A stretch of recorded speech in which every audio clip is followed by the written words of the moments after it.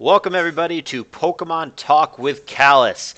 Feels like a while, like a month or something, since we've gotten to do one of these, and I have a pretty spiffy crew here today. Our topic is the aftermath of CALLOUS Invitational 3. We're going to be looking at the spreadsheet. We're going to be talking about how the metagame evolved over the course of the tournament. We're going to be talking about how certain strategies seem to work a little bit better than others, or maybe worked a little less well as the tournament went on.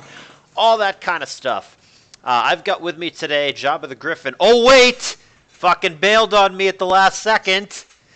Had to make an emergency trip to the driving range, as Dizno said. Instead, we've got Dizno here. He was one of my guest narrators for the tournament, and we've got for the first time on the program with his sexy French accent. Is it Zokuru or Zokuru? Oh, you can say both, actually. All right. Oh, wait, can I just butt in here for a sec? Can we say Zokuru? You can. Okay. Alrighty. Perfect. So we've got Dizno and Steve on the program here today, and we shall be discussing the CALLOUS Narrates tournament, CALLOUS Cup 3 specifically. So, if you guys want to follow along, there's going to be the link to the spreadsheet in the description, so you guys can check this out. A lot of interesting stuff here. And also, let me give quick credit to Sadly CS, as he is the person who compiled this spreadsheet. We wouldn't have it if not for him. Okay, so something that immediately stands out, and this has been talked about in the Discord for the past couple of days, is the Salamence win percentage. So Salamence, as it was last year, was heavily used. It was the 11th most used Pokemon.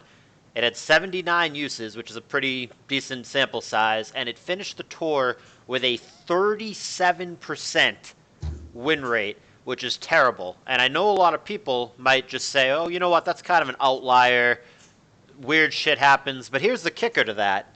Last year in CALLOUS Invitational 2, it was the exact same thing. It was one of the top dozen most used Pokemon, and it finished with an under 40% win ratio again, whereas every other Pokemon in the top 16 they're all between 46 and 54, which is a much more normal and expected number.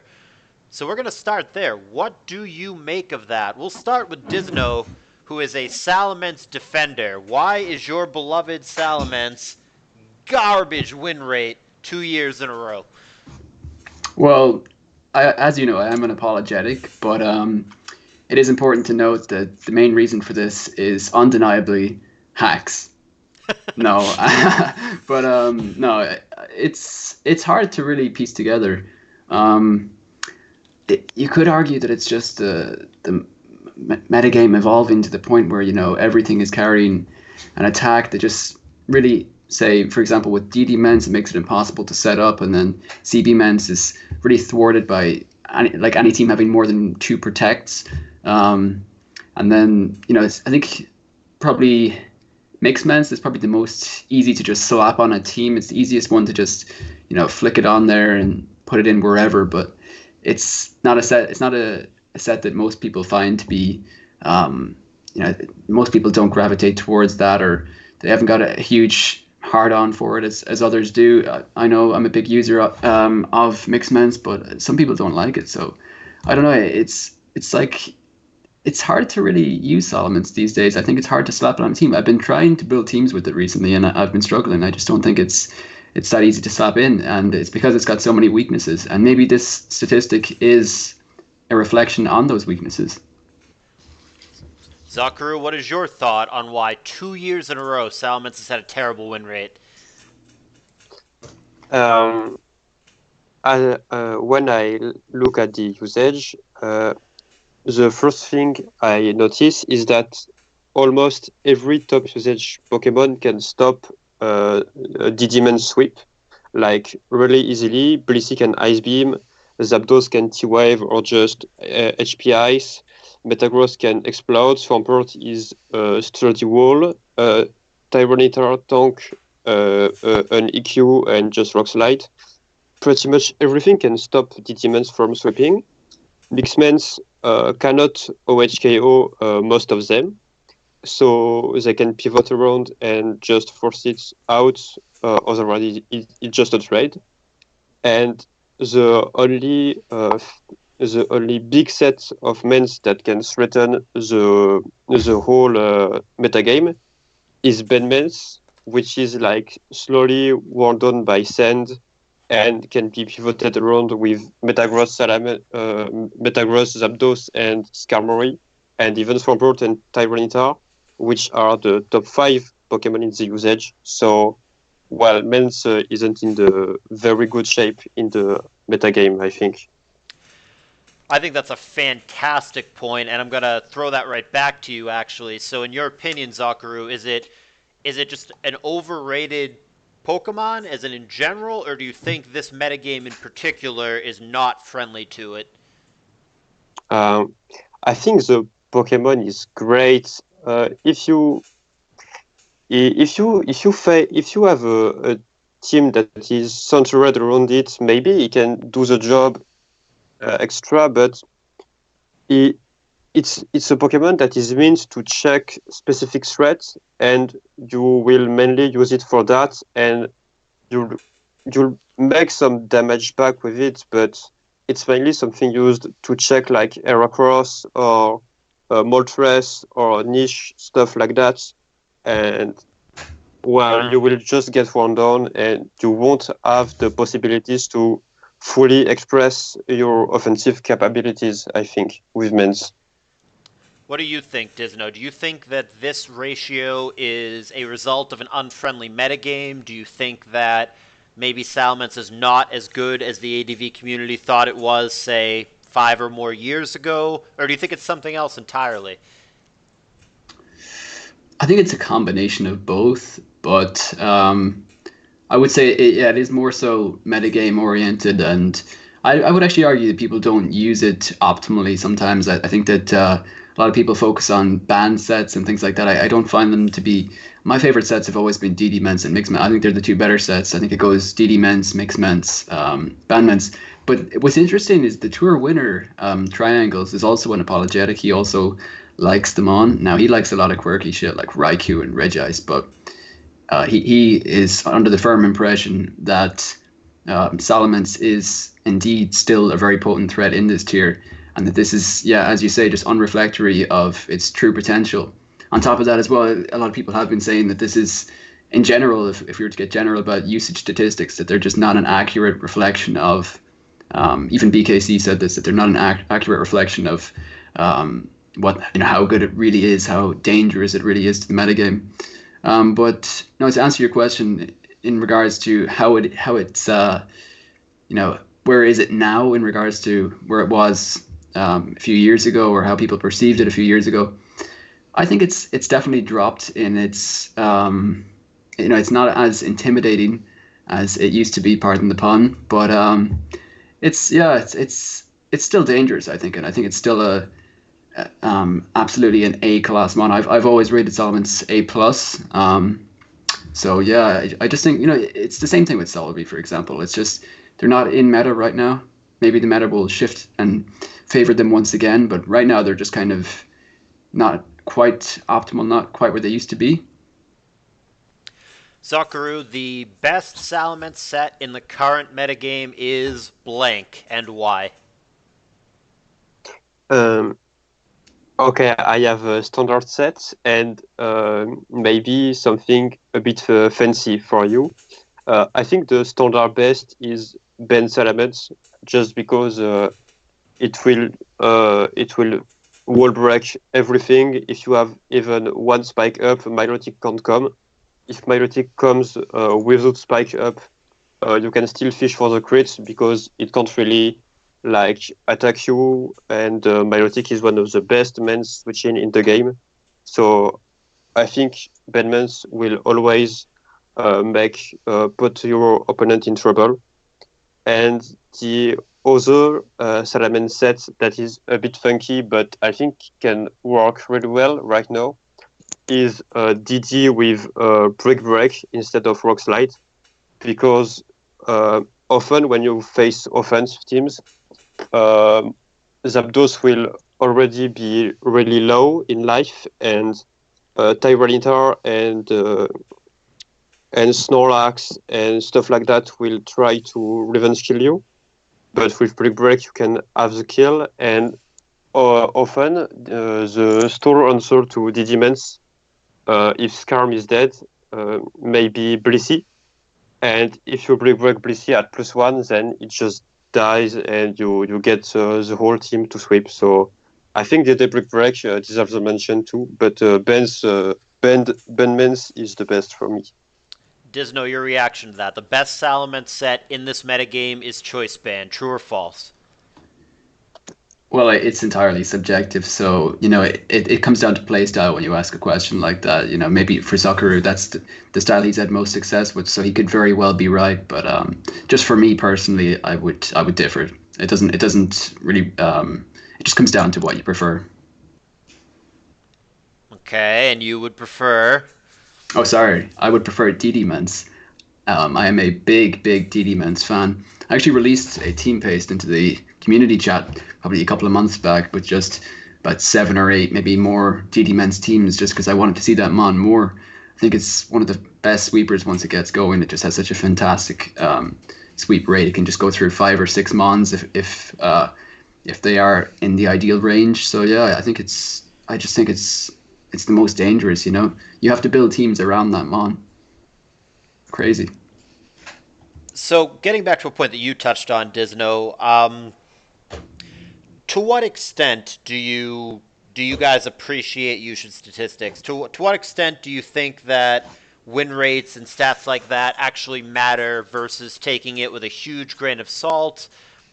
For me, when I look at the spreadsheet, I don't even look below Starmie, which is the 16th Mon, because that's got 51 uses, which I think is a decent sample size. After that, it drops off pretty significantly. Like, I don't really care if a Pokemon that's been used 6 times has an 83% win rate, like Regice. That's great, but what that really means is it won 5 times out of 6. Or like Donphan has a 100% win rate, but that's because it was only used 3 times. Like, that's such a small sample size that I don't think it matters, but is there any validity when you start looking at these Pokemon with 100 uses, 200 uses, or you combine last year's tour and this year's tour, and you start looking at hundreds and hundreds of uses, at some point, does it begin to matter, or is it all just a crapshoot?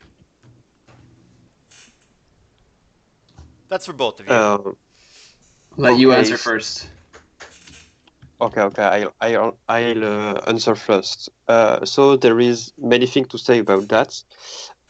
Of course, if a Pokemon isn't used that much and it has a really big win rate, it doesn't mean it's really strong. But that's why there is some statistics about Pokemon combination.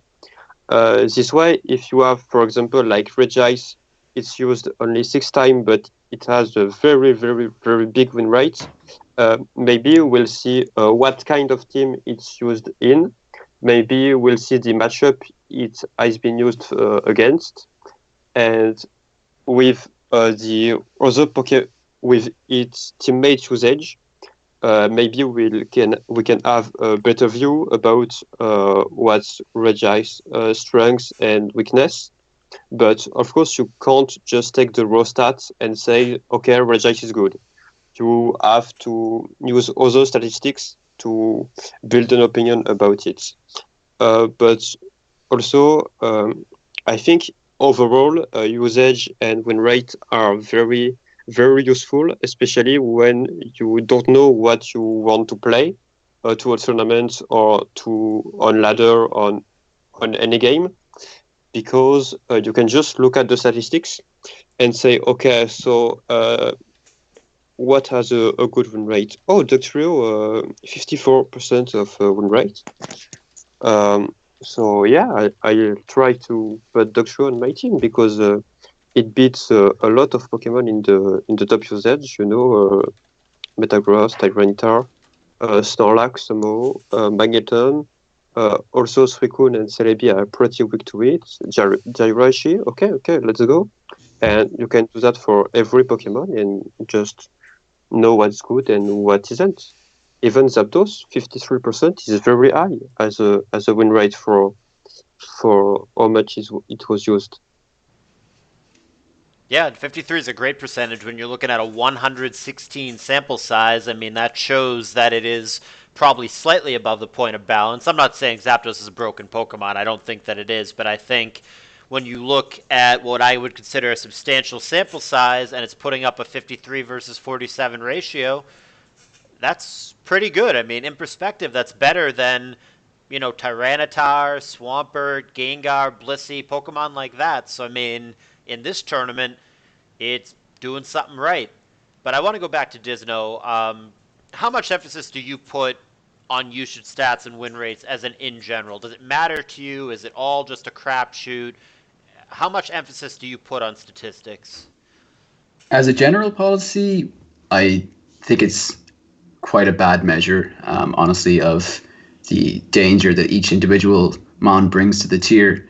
I think there's a lot of instability and a lot of irregularity. There's also regularity, don't get me wrong. Like, for example, there's certain mons that do well every year, or at least achieve marginally positive records every year, such as like Zapdos, Blissey, even Tar receives generally 50-ish plus percent. But then there's also mons that are just totally unpredictable. Like, for example, Dougie had an 80% usage, or 80 individual usage this tournament, and 54% win rate. Whereas, if I remember correctly, last year its win rate was abysmal. I remember M Dragon saying he was very surprised at how bad it did. So it's kind of difficult to say that it's an accurate representation when the statistics aren't coming back, I suppose, predictably each year with each mon that's supposed to be affected. Like, if same thing with Heracross, actually, I forgot to mention that as well. It's just 43% this year, whereas last year I think, what was it, in excess of 60? I'm not sure, but it is a bit unpredictable. I think, as I said, the BKC mentioned that usage statistics are just, there's just no point using them. That's what he said. So I'm not sure. Honestly, I haven't really assessed the actual accuracy of them. I'm not sure if the imprecision is there, but my initial kind of reaction to it is, yeah, it doesn't seem to be that accurate as a measure at all.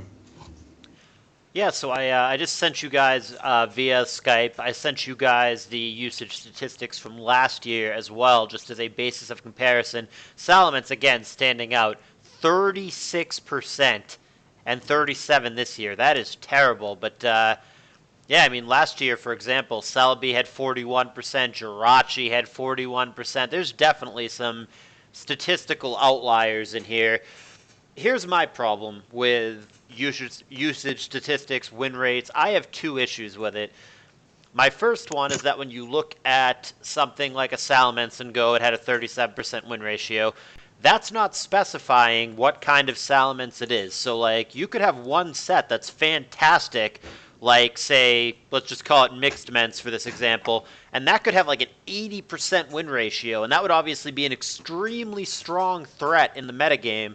But then, like, the other sets, DD ments, CB ments, whatever, could have like a 20% win ratio, which is garbage, and that would distort the overall average, whereas one specific set of Salamence could be amazing, but it doesn't account for that. That's one of the problems that I have. The other issue that I have is that, unlike a fighting game, this is a team game. So, like, I think in something like Smash or like Tekken or whatever, when it's a one-on-one game, you can compile tournament statistics and go, this character has won this percentage of the time.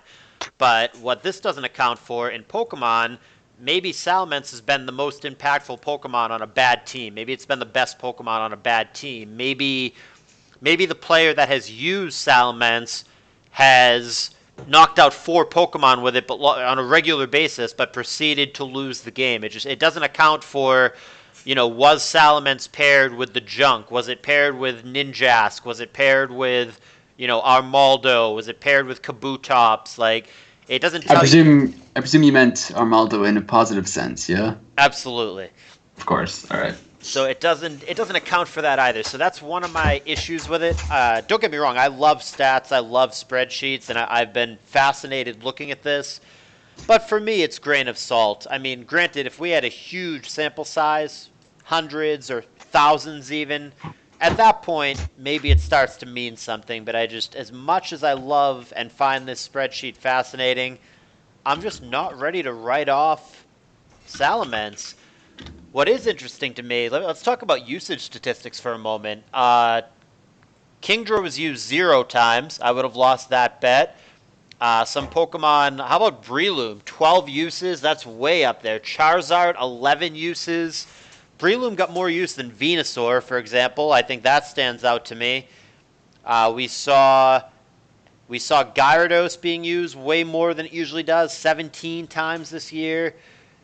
What do you guys think of that? Why? What's up with Charizard? What's up with Breloom? Where did these things come from, and are they the real deal, Zokuru? I just think it's a metagame trend. Like some players used it in SPL and other big tournaments. So people just are hyped up by this kind of UU and BL and like low tier Pokemon, and just thinks, okay, I'll give it a try, and they match up well versus the standard metagame right now, and so as the tests are good, so they bring it in tournament like CALLOUS Invitational, and they may win games like that, and they are used in a really good archetype.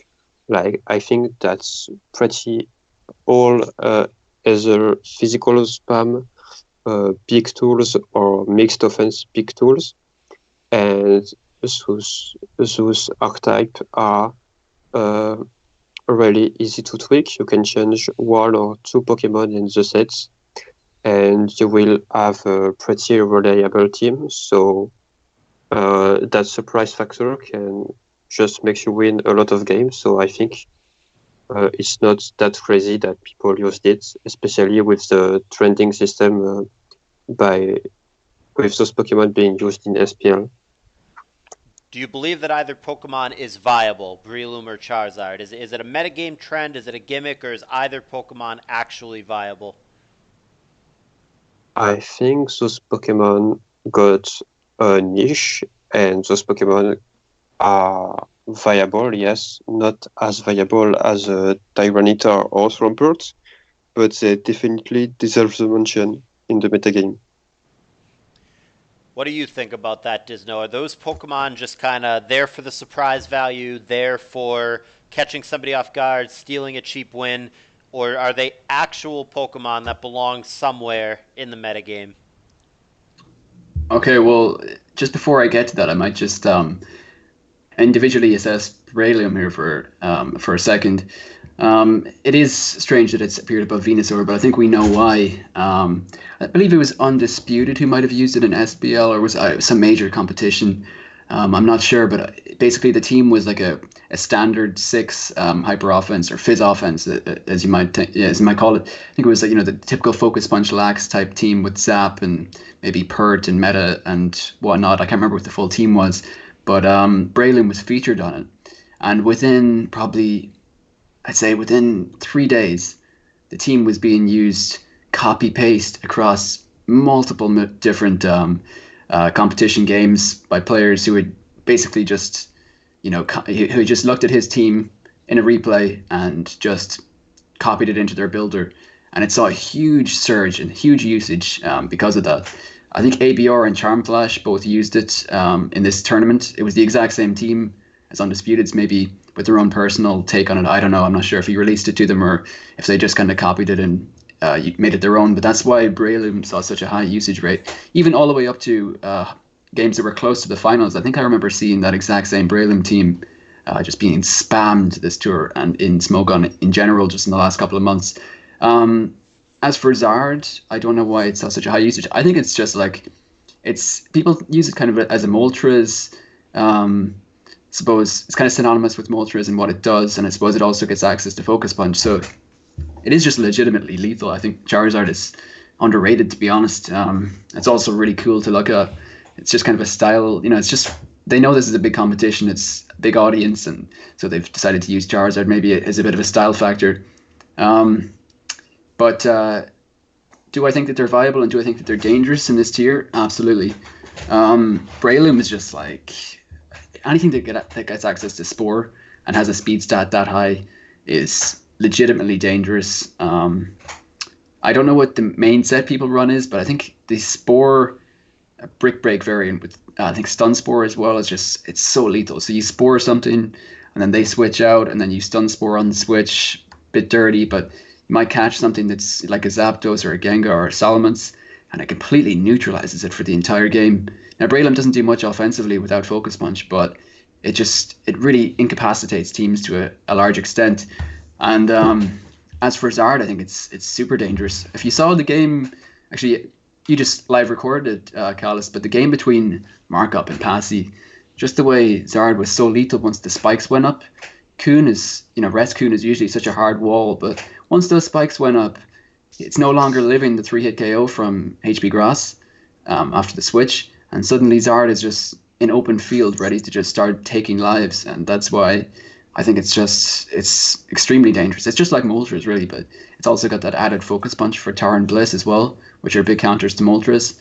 So, yeah, I think they're both Braylon and Zard are absolutely dangerous. So, one thing of note, I mean, those two Pokemon certainly stand out, but I mean, it amazes me about ADV. It's one of my favorite things about the tier, how somehow a tier this old still seems to evolve year to year. The metagame feels different than it did in CALLOUS Invitational 2 and feels different than it did in CALLOUS Invitational 1. So I guess this is a bit of an open question, but based on everything that you saw in the tournament, since CALLOUS Invitational 3 is the biggest and most relevant ADV tournament to happen recently, where do you think the metagame's going? What are you expecting for this upcoming SPL? What do you think is going to be different from previous years? Give me a general take of where you think things are and where you think we're going. That, again, is for both of you. Who wants to go first? I'll take this one. Oh, sorry. I'll spearhead this one first because I don't want to lose my train of thought here. So it's kind of, for me, it's kind of two ways. It's both, obviously, you've got the people saying, in air quotes here, oh, we're approaching a 2-5-2 meta. It's getting hyper offensive. Everything's just attack and speed. And, because sometimes just clicking the attack move is the best way to get through. Given the hacks factor and what have you, the Swamperts, for example, have just gone, flying up in both speed and special attack and whatnot. So it's kind of going towards that, but it's also going towards the stall side of things. I think that Magdoll is just really solid right now, as well as just hard stall teams in general. I think that they've always done well on ADV, but they're actually just doing real solid work at the current stage as well. I think just say Claydol, Blizz, Kuhn teams or Milo teams, they're just really solid and they seem to cover everything, even the likes of Fizz Offense, which is supposedly a counter to it. Once you got a Dougie or a Drill Pack Scarm on that team, suddenly you're kind of neutralizing a lot of the big threats that it brings to that team. And I think it's kind of split between hard stall for me and hyper offense. I don't think the Beer Lover style teams are as effective as they used to be. Okay, what do you think, Zokuru? What do you expect for this upcoming SPL? What do you think the metagame is going to be like? Where do you think the ADV metagame is going to be at this time next year? Let's get some general metagame thoughts. I can't foresee what the metagame will be, but I can definitely say what I think I would play in the future, either on the offensive and the defensive side.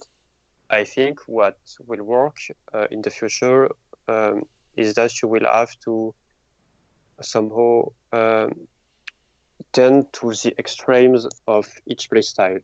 What I mean is that if you wanna play TSS or defensive build, you will have to either use Milotic or Super Bulky Starmie to come on offensive birds. You will have to use Skarmory that does not do nothing. You'll have to use Skarmory as a real defensive tool, not the older one with only Toxic, Protect, and Spikes, because Drillpeck does a lot of things in the current metagame, it checks Heracross, Gyarados, the rest one, you force it, while Kinda, the rest one will be somehow forced to rest better with Drillback than with Toxic somehow, because if it rests, you can continue to hit it, and even the tone variation, you beat it with Drillback's Camry. You beat offensive Snorlax with Focus Punch, extra. Some Pokemon in store like Claydol can't afford to use Rest, but you can. It's pretty fun because Claydol is better in the long run with Refresh than with Rest. And there is a long list, a really, really long list with other Pokemon. But yeah, TSS and Stall will have to play the longer game while being able to not give return to offense, which is kinda difficult to be precise about. But well, that's kinda how I feel. And for offensive team, I feel Magneton will become more and more used. Offensive Jirachi 2, some really, really, really big offensive threat with Trappers, or just offensive Celebi, offensive Jirachi, Suicune, either with Sleep Talk or 3 attack or sub or everything. Just hard hitter will be more and more common, I think, Heracross extra, because you have to go more and more in the offensive side if you play offense, and more and more on the defensive side if you play Stall or TSS. There is no in between right now, I think. You will just lose if you play in between teams. So you are not a fan of balance right now at all. You think you need to kind of go all in on either being offensive or defensive. You do not like the in-between. Yes. How do you feel about that, Dizno? Because balanced teams, like a Magdal, for example, were actually really popular in this tour, and I know that you like the archetype. Do you agree that going all in, very heavily offense or very heavily defense, as opposed to in between, is the better strategy in the current metagame? Oh, well, first of all, I'm absolutely not a fan of Magdal. I just happen to believe that it's somewhat efficient. I actually think it's inherently cancerous, to be honest. I'm not a big fan, although I understand it's merit competitively, so that's why I can at least live with it. But no, I think that Zokuru just articulated what I was trying to say way better than me. I was saying like the beer lover style teams aren't as good as they used to be, and what I really mean is teams that just go all in are just, either stall their ass off or just try and finish the game in 10 turns. They're the kind of teams that are really doing well right now, and that's why they're seeing so much popularity. So ADV right now is the most offensive than it has been in a long time. I think players who played 5 years ago and haven't played since then would be shocked if they came back to see where we are today.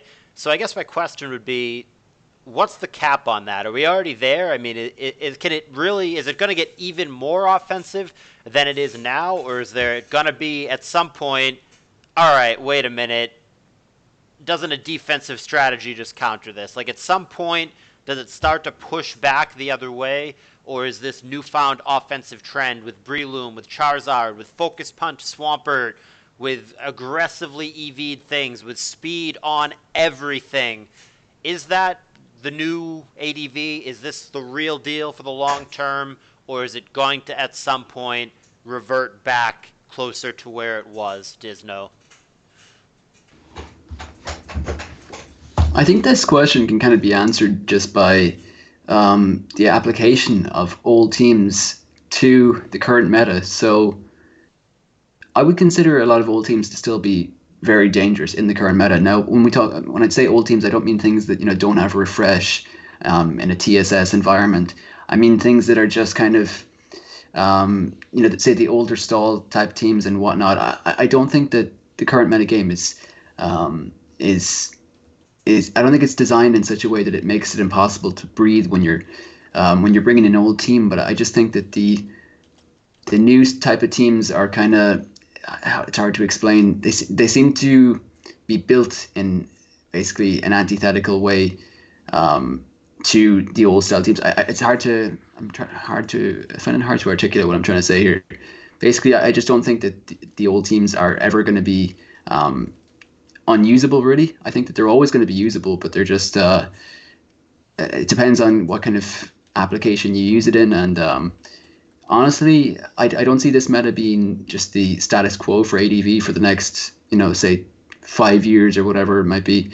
Whatever period of time we choose arbitrarily here. I think that with ADV, it's like it is constantly evolving, as you said, and I think that we could even, as you say, we could revert back to the old style. I don't see this as like a long-term thing. I just think that it is trendy right now in one sense, but it's also kind of like people aren't using the teams that we consider old as much as they were when this metagame sprung out. So we're going to see a reaction not just to that meta, but to this meta. And I think that might change us either in the direction that we came from or even further offensively. What do you think, Zokuru? I mean, things like Focus Punch Swampert or like Blissey with 180 speed and crap like that did not exist 5 years ago. Is that kind of thing here to stay, or is this eventually going to phase out and revert back to what it used to be? Okay, so there is two things in what you said. First, you said, okay, so offense got the upper hand right now, and it is extremely fast. And will that continue, and will offense be the king forever?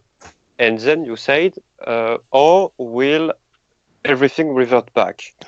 I think it's actually neither of it. It won't revert back because the old beer lover, I think it's dead. It will never be as good as it was back in the day. And I don't think offense will continue to beat everyone. Like, I don't think offense will be used again and again and again and again like beer lover was. I don't think offense took the place of the beer lover. What I think is that people, that's my opinion on the metagame right now, and I think it's the truth, but anyone can disagree with me, and this is not, I'm not stating something and everyone has to agree. It's only my opinion, but I think somehow people will even more use Milotic because I feel like Milotic is a deadly counter to this offensive playstyle that is surging up right now with offensive support, with everything really not the Slipto-kun, but everything else, Marwag, Charizard, even Breloom. I think Milotic is a really, really, really formidable answer to that. And the only way you can beat it with this kind of offense is either DD-tar that will DD, Milotic will come for whatever reason, and Rock Slide will flinch or something. And the other way is you explode it with Metagross. If you can not be boomed by growth and you don't lose to DD-tar, I think Milotic just beat up this kind of team. And I think defensive team or team that take a defensive approach to the game will find techs to beat the new offensive stuff. And then offensive stuff will adapt extra, and the metagame will just evolve like it always did. And I don't think you will have to use some 180 speed Blissey or some dumb shit like that forever. I think this is just some quick patch, and it will be some better stuff sooner or later, and that will not be the final metagame of ADV. I don't think it's something that will happen. So all that being said, the two players that were there at the end, Triangles and Asta, both heavily leaned toward more defensive teams throughout the tour.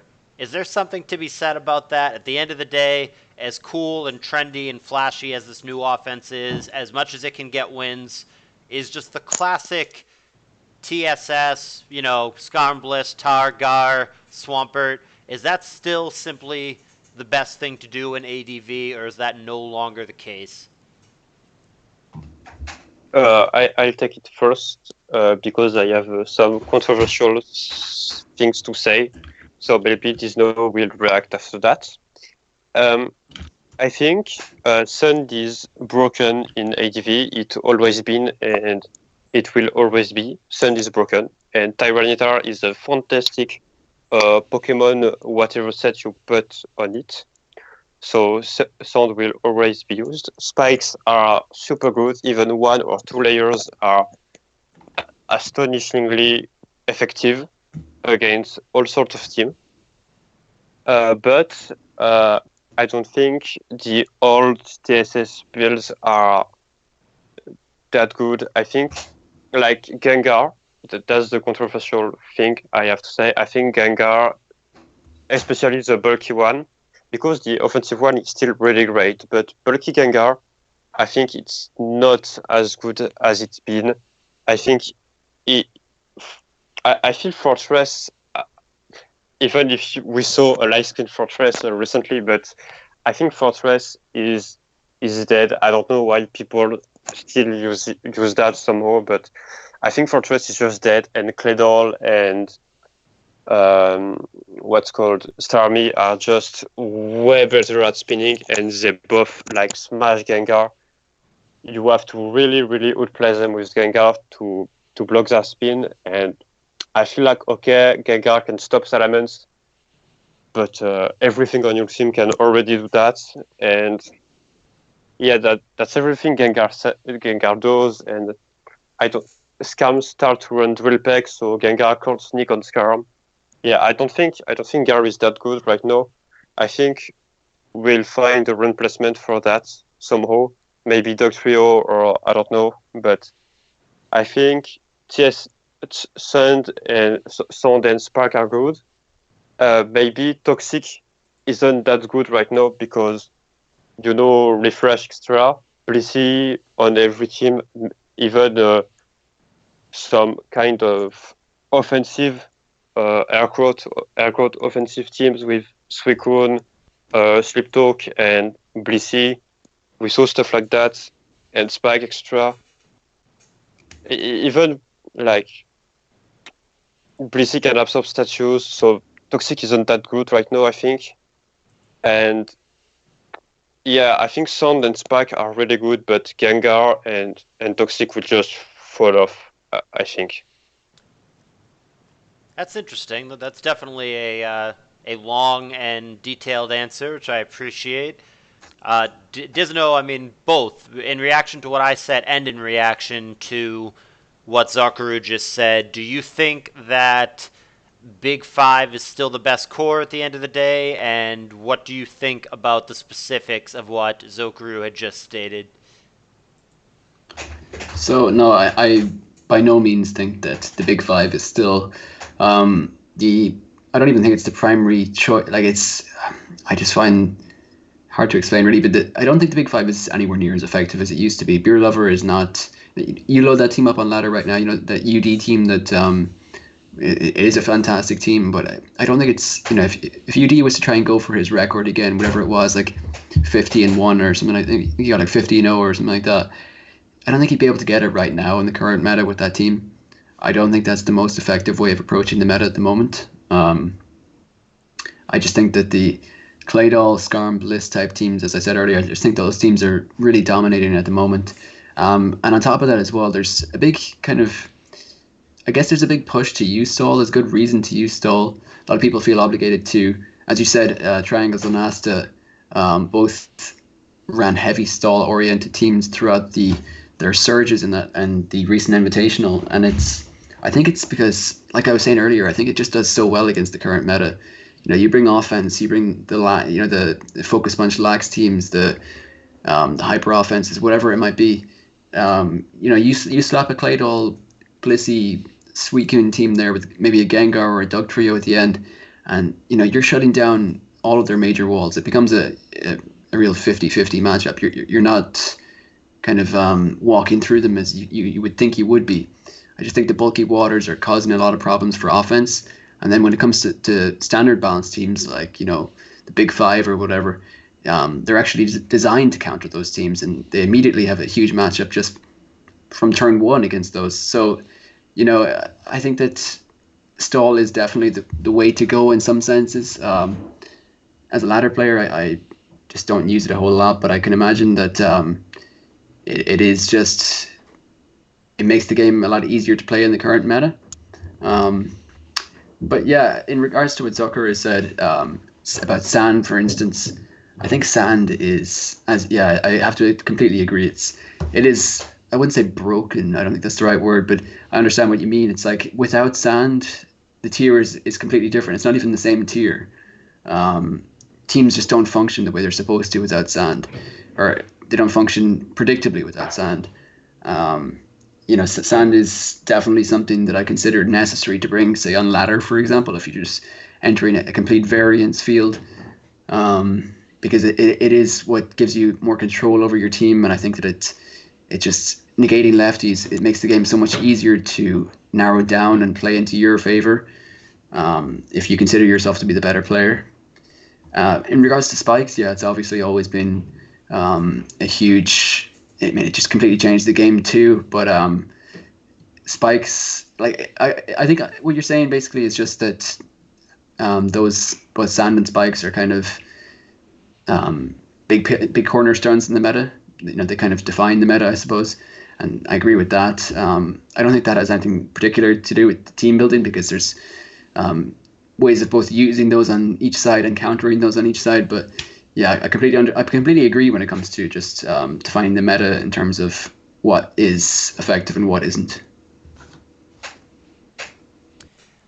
I have a much simpler theory, and maybe it's kind of lame, but I think that Asta, in particular, Triangles too, but I think Asta defaulted a lot of the time to playing that kind of team, especially in the later rounds of the tournament, simply because A, he thinks he's the better player, or at least a comparable player to his opponent, and B, this is kind of what's asked backwards about it, but I think a lot of the time people default to those teams because they don't want to lose to those teams. I think a lot of the time they feel like if I try to do something else and my opponent just runs the generic Big 5+1, am I actually favored in that situation? And I think a lot of the time the answer is no. I think a lot of the time when you are sick of playing Big 5 and you try to bust out a different archetype and your opponent doesn't get cute and just runs something very boring and standard, I think a lot of the time you actually end up at a disadvantage.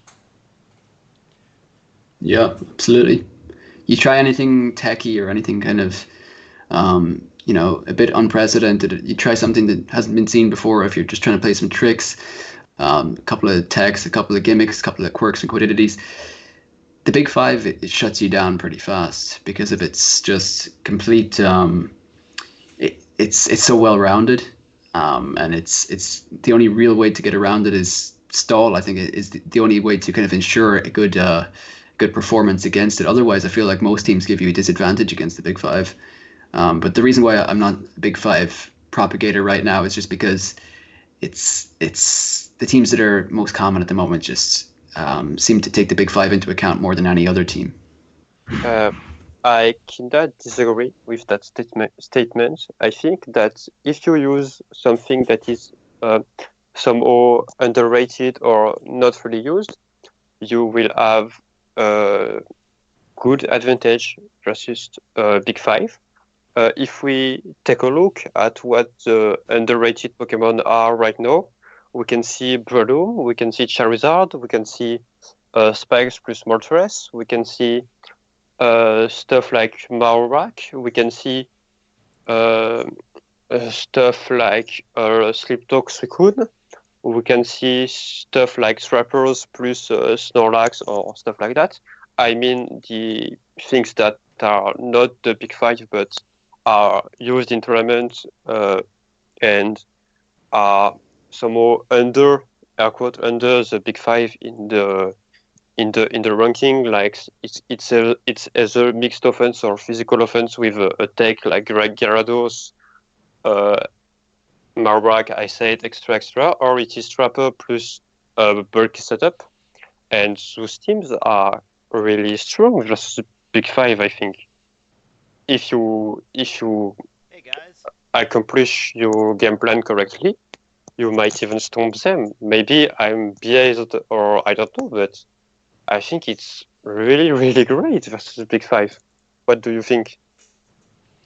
Yeah, no, I think you got the right idea. I mean, we saw, for example, Triangles used Hariyama, which was its only use in the entire tournament in Game 5 of the Grand Finals. I mean, that's one of those Pokemon that is garbage against these hyper-offensive teams. If you're using Hariyama, you're using it to be a pain in the ass to the Big Five. And likewise, a lot of the games that Undisputed won were on the back of things like Breloom and Charizard. So I think the point that you both made, Dizno also said this, is basically the better the team is against the Big Five, or the more that it accounts for the Big Five, the more successful it seems to be in the current metagame. And I think there's probably something to that. I don't think that's a coincidence.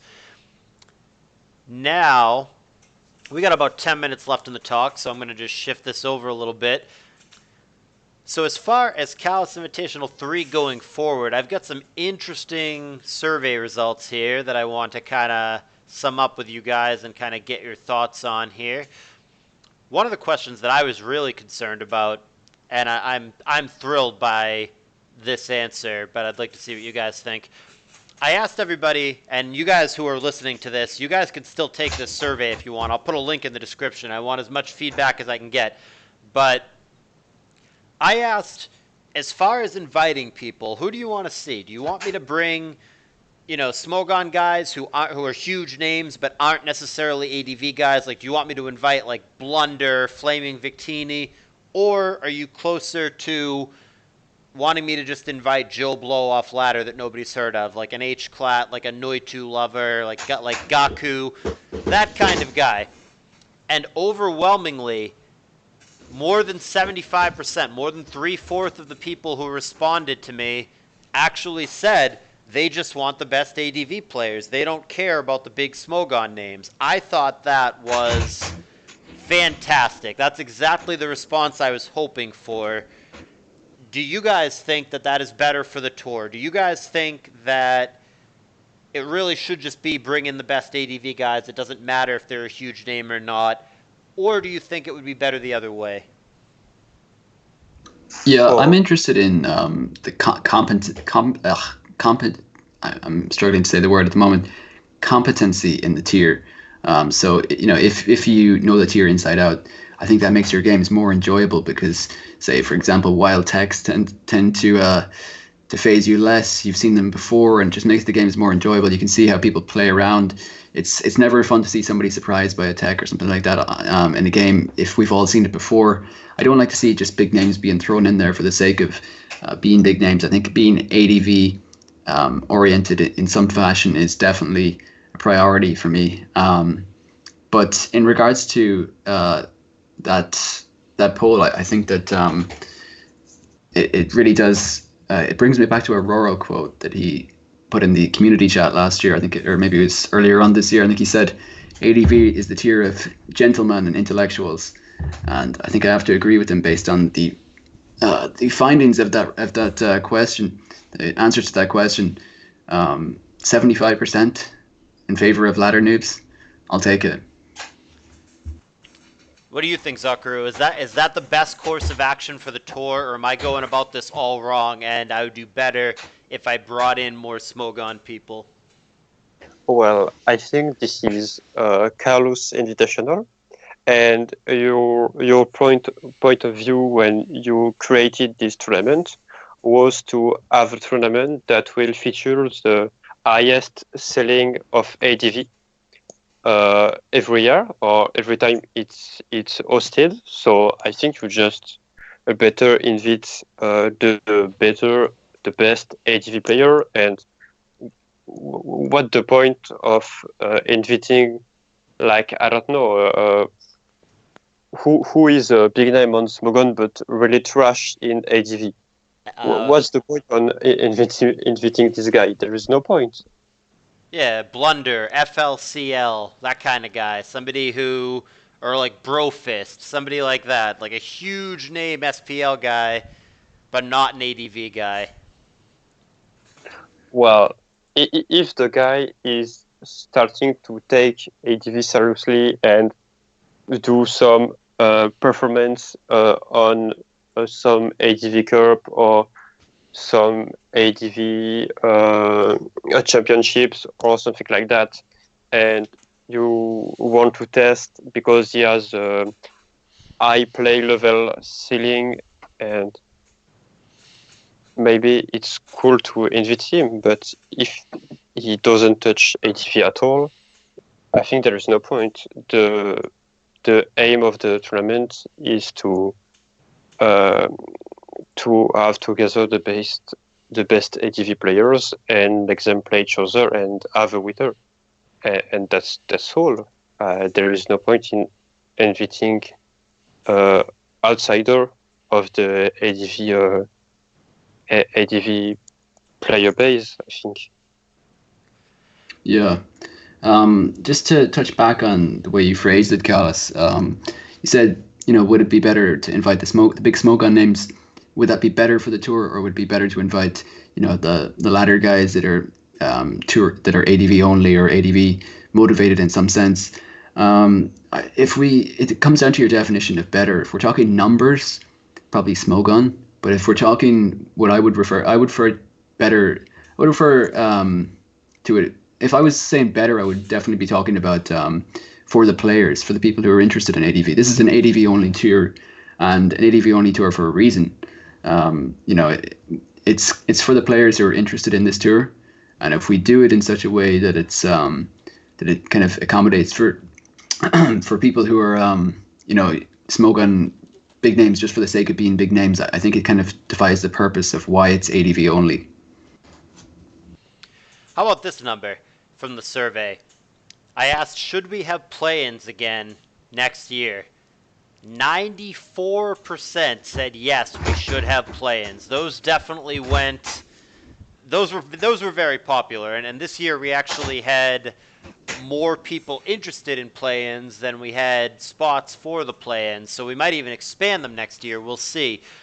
But Zokuru played in them, and then Dizno, you didn't play in the play-ins. No, you suck. But basically, well, I had to give them a chance, Callus. Let's be realistic here, okay? That's true.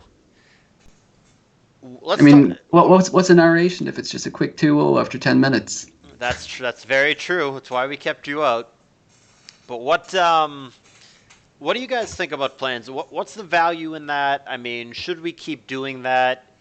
Are the play-ins important to a tour like this, or should it be as simple as just invite the best 32 guys, everybody else can go screw? I think there is some spot you might not be sure about in the 32 ADV slots.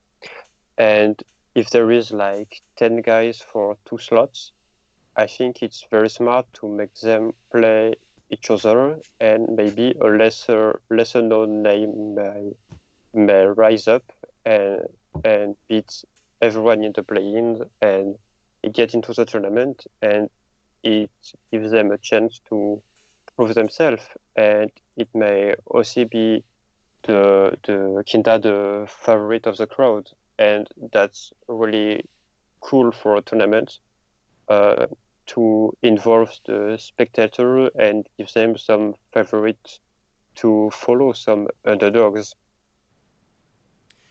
Here are some interesting statistics regarding the play-ins.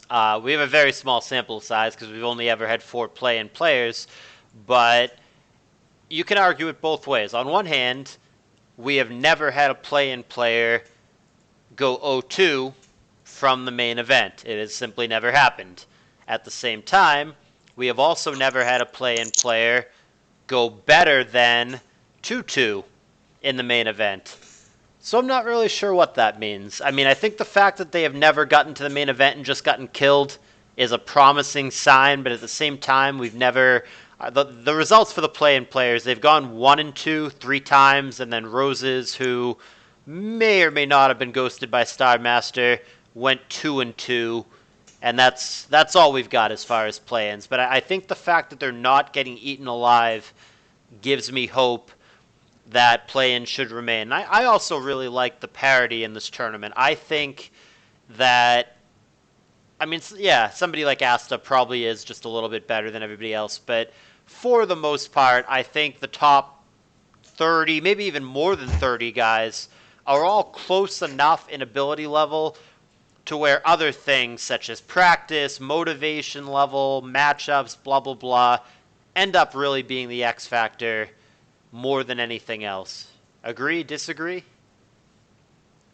Yeah, I big agree there. Yeah, big agree. I agree quite a lot there. Yeah, I think that it comes down.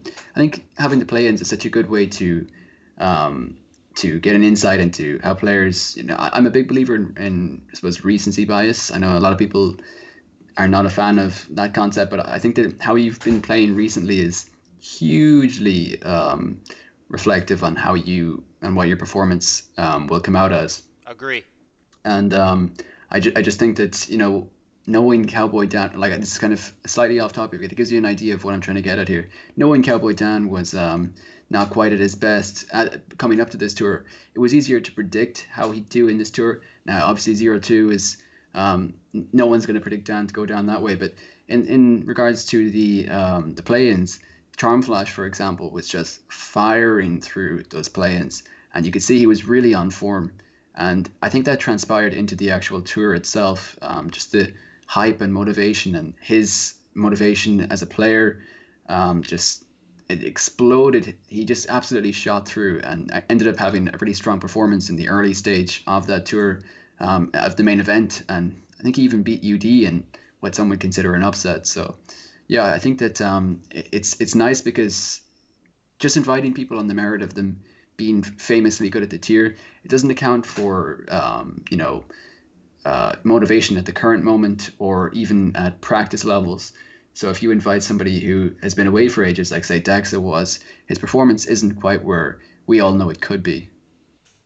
Yeah, I mean, the other factor with it is that it almost gets people more invested in the tier. Like somebody like Zomog was not a big ADV player, and ever since the tour, he's been playing it a ton. He was in the advanced seasonal finals. I think he lost to Sadly Seus, and I see him all the time grinding away trying to learn the tier. It makes someone who is already a good player but not necessarily an ADV guy all of a sudden start caring about the tier, which I think if you are concerned about the long-term health of the tier, and if you are just a fan who wants to see the Gen 3 community stay alive, I think that's really important, which I think is another merit of the play-ins. Because, I mean, imagine if there weren't play-ins, there's no way I would have invited Zomog. I just wouldn't have. That's just reality.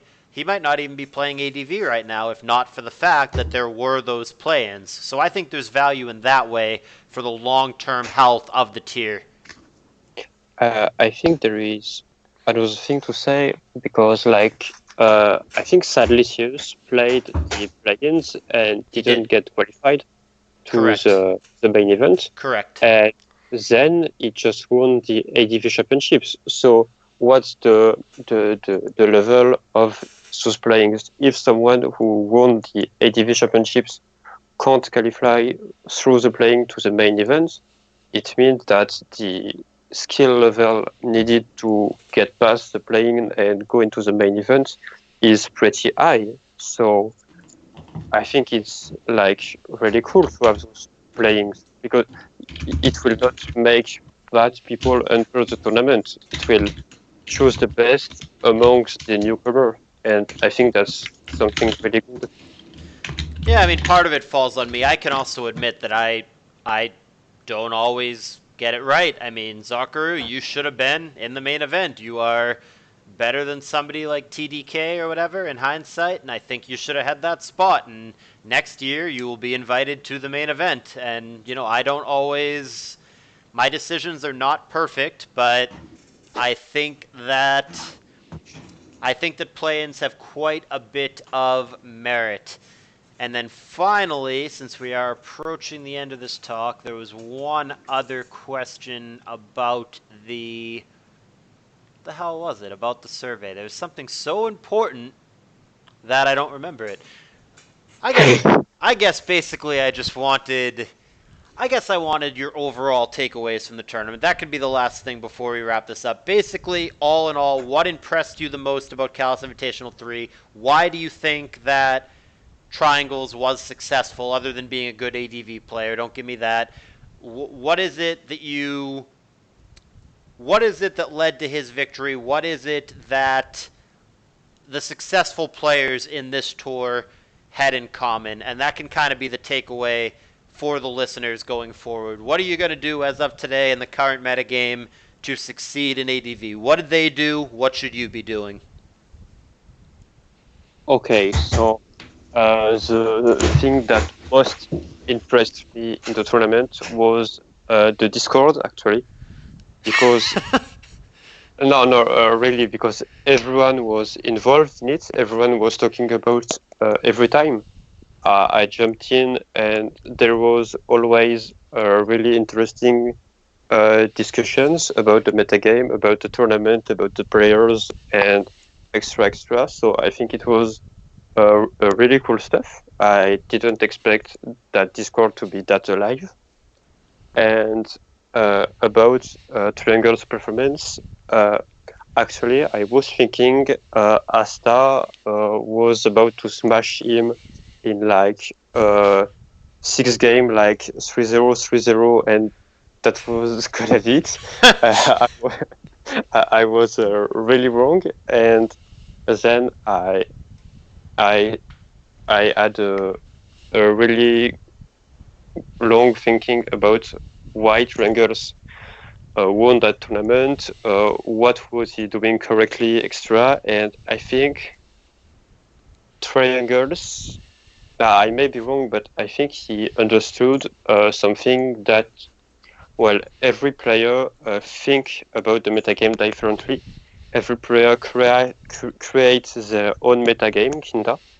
They all have different viability ranking. Even everyone is based on usage statistics, even if they are publics. Everyone is kinda biased in this game in every tier, and I think he might have successfully get into the head of his opponent and just bring the teams that were really good against them and against the meta in general, in case he fails on, like, air quote, counter team, even if it's not that, he just brought some stuff that was good versus opponents and okay good versus the meta in general.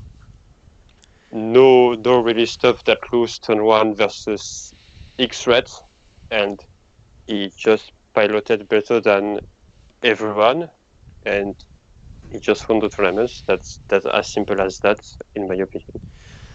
Yeah, I mean, I don't want to go too deep into it because we're running out of time and it's probably a topic for another day, but as a general statement, something that I have noticed for all 3 CALLOUS Invitational winners, something all 3 had in common, and what I would say was the biggest X factor for Triangles, all 3 of the winners of this tour stuck to their guns. They played the way that they're comfortable with, the way that they think is the best way to play. They weren't listening to the noise, weren't listening to the metagame. They had success with certain kinds of teams. It's what had been working for them in the recent weeks, months, on ladder, whatever, and they just stuck to it. You know, Triangles was not afraid at all. He busted out Regice multiple times. He busted out Donphan multiple times. He busted out Protect Celebi. He used weird Pokemon, weird EVs, weird sets, and he didn't give a shit what anybody thought about it. He just did what he thought was right, which is the same thing that Dan and Lanier had done before. And I really can't understate, in my opinion, how important I think that is to be successful, because if you try to... I've done this before. I've been on the bad end of this. Like, I've had teams that look weird on paper and objectively are funky or crappy or whatever, and then my teammate in a team tour says, no, dude, you can't use that. That's shit. Here, copy-paste. Use this team instead. I just don't do as well. even if my team is objectively worse, I do better with stuff that I'm comfortable with. And I think it's super important to stick to your guns. That, in my opinion, Absolutely, yeah. That's what I think was the biggest X factor. But go ahead, Dizno. Yeah, I have to agree. I'm in complete agreement there. When you get familiar with teams, or when you build teams in a certain way, you seem to understand why everything is there. You understand why the sets are and the EVs are done and the way they're done. And when people send you pace, for example, it's not a team that they've made it. It's how they want to run it. It's how they play. It comes down to how you play, what your style of play is. And I think that for example, as you said, Triangles, his unique style of play really played into why he was so effective. But in regards to I want to go back to the original point that was made, which is basically what was so special about CALLOUS Invitational 3. Why was it better than the other 2 years put together? I think it's getting bigger every year. And this year it attracted a huge smoke on presence, maybe because a lot were invited to the play-ins and whatnot. But you saw some players take an extremely keen interest, for example, like ABR, who ended up putting in a fantastic performance and actually winning money. And again, as it always has been, it's a huge tour for the players, for the enthusiasts, the ADV enthusiasts of old, in both CALLOUS Invitational 1 and 2. Both enjoyed this just as much as they did previously, and it's such a successful tour for that reason. The organization is fantastic. It's reliable. It's drama-free. It's accessible. Everything's easy to navigate to.